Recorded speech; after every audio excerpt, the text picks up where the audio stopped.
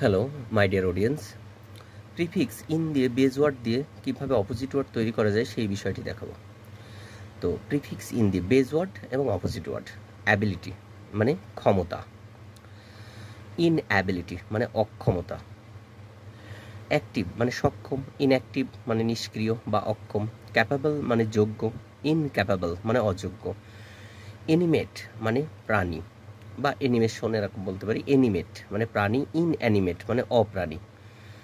accurate মানে সঠিক, ইনঅ্যাকুরেট মানে সঠিক নয়, ক্রেডেবল মানে বিশ্বাসযোগ্য, ইনক্রেডেবল মানে অবিশ্বাস্য, অ্যাটেন্টিভ মানে মনোযোগী, ইনঅ্যাটেন্টিভ মানে অমনোযোগী, ডিসেন্ট মানে শোভন, ইনডিসেন্ট মানে অশোভন, ডিফিনাইট ডেফিনাইট মানে নির্দিষ্ট, ইনডিফিনাইট মানে অনির্দিষ্ট, ডিস্টিংক্ট মানে স্পষ্ট, ইনডিস্টিংক্ট মানে অস্পষ্ট, ডিভিজিবল মানে ভাজ্য, ইনডিভিজিবল মানে অবিভাজ্য,